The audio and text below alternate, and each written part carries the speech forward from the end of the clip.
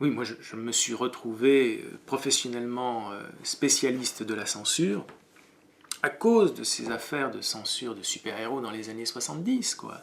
À cause de cette interdiction de Marvel et puis surtout de cette autocensure pratiquée sur ces bandes dessinées américaines que j'aimais beaucoup lire étant adolescent. Et quand un jour, adolescent vers 13-14 ans, j'ai eu en main des comic books originaux ou des publications italiennes parce que j'habitais à Grenoble, c'était proche on faisait des voyages scolaires en Italie et j'achetais là des super-héros traduits en italien.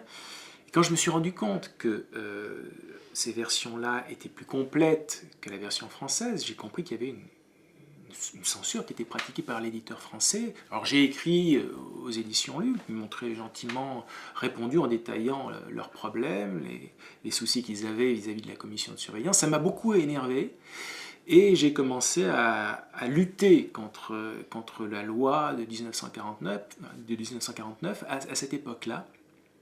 Et j'ai publié mes premiers textes contre la loi. J'étais encore adolescent. En 1979, j'avais sorti cette petite plaquette qui montrait justement les censures qui me scandalisaient. C'est-à-dire que moi, je n'ai pas été traumatisé par les super-héros. J'ai été traumatisé par la censure des super-héros. Hein.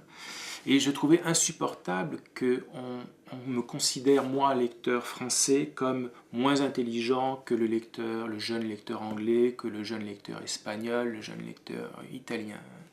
Ça me mettait très en colère. Et voilà comment on commence à 17 ans à faire une petite plaquette pour défendre les super-héros. Et puis 30 ans après, on sort un dictionnaire des livres et journaux interdits.